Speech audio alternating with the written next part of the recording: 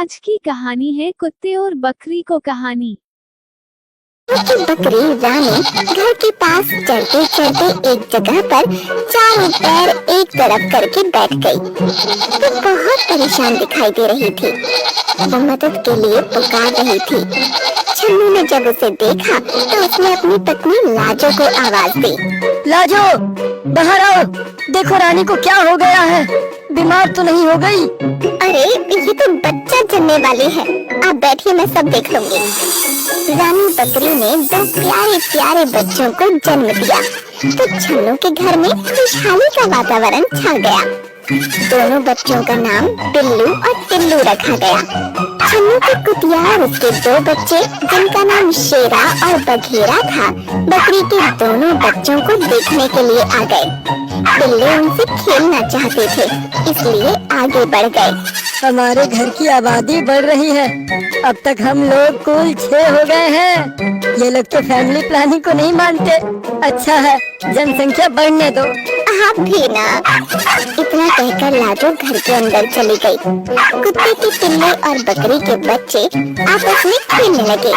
छन्नू ये देखकर बहुत खुश हो रहा था। वो भी उनके साथ खेल लेता था। उसे सब परिवार के सदस्य ही लगते थे।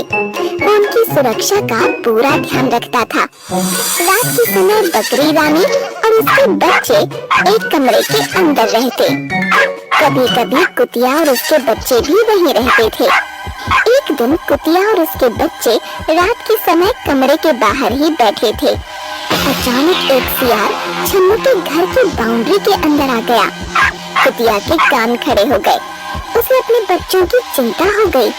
उसने झट से शेरा और बघेरा को पीछे सुरक्षित स्थान पर भेज दिया और उनके आगे खुद सतर्क होकर बैठ गई।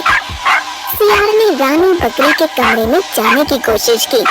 वो बार बार दरवाजे को धकेलना चाहता था। जब दरवाजा नहीं खुला तो वो कुतिया और उसके बच्चों की तरफ मुड़ गया। कुतिया ने पूरी तरह से बच्चों को अपने पीछे सुरक्षा में ढक लिया। सियार आगे बढ़ा तो माँ कुतिया उससे लड़ पड़ी। दोनों में लड़ाई होने लगी।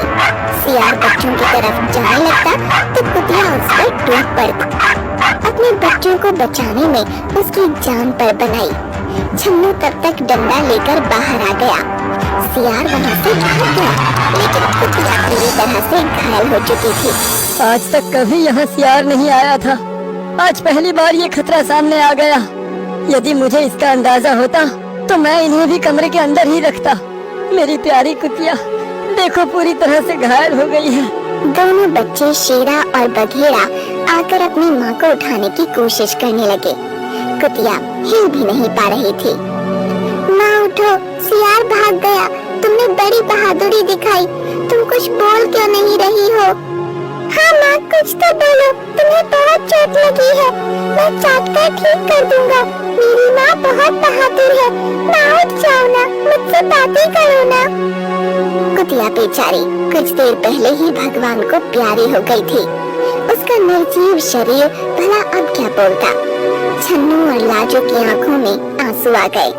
उनके परिवार का एक सदस्य सदा के लिए उनसे दूर हो गया। शेरा और बघेरा अनाथ हो गए। छन्नू और लाजो को उन पर बड़ी दया आ रही थी। ये दोनों दूध पीते बच्चे अभी बहुत छोटे हैं, बिना माँ के हो गए हैं। इन्हें तो ये भी नहीं पता कि अब इनकी माँ इस दुनिया में नहीं रही। रानी बकरी भी वहाँ पहुँच गई थी। उसने सब समझ लिया। वो शेरा और बघेरा के पास आ गई। उसकी ममता का आंचल बहुत बड़ा था। उसने दोनों बच्चों को अपना लिया। शेरा और बघेरा रानी बकरी का दूध इस तरह से पीने लगे जैसे वही उनकी माँ हो। उन दोनों ने भी रानी बकरी को अपनी माँ बना लिया। वो बिल्लू और टिल्लू के साथ भी पूरी तरह से घुल मिल गए। कहते हैं न होता जिनका कोई, उनका खुदा होता है। बिल्लों की माँ बकरी बन गई। शेरा और बघेरा बड़े हो गए। वो दोनों अपनी माँ रानी बकरी और भाई टिल्लू और बिल्लू की सुरक्षा में लगे रहते थे। एक शाम सूरज ढलते ही वही सियार फिर से आ गया। कमरे का दरवाजा खुला था। रानी बकरी और बिल्लू टिल्लू वहीं पर थे। सियार जैसे ही आगे बिल्लू और टिल्लू की ओर बढ़ने जा रहा था, कि शेरा और बघेरा ने उस पर हमला बोल दिया। अच्छी कदकाठी के शेरा और बघेरा ने सियार पर जबरदस्त हमला कर दिया। सियार नीचे गिर गया और शेरा बघेरा फिर उस पर टूट पड़े। उन दोनों ने सियार को संभलने का मौका ही नहीं दिया और काट काट कर उसे मौत के घाट उतार दिया। इस तरह से उनके द्वारा रानी बकरी, टिल्लू और बिल्लू की सुरक्षा हो गई और उन्होंने अपनी माँ की मौत का बदला भी ले लिया।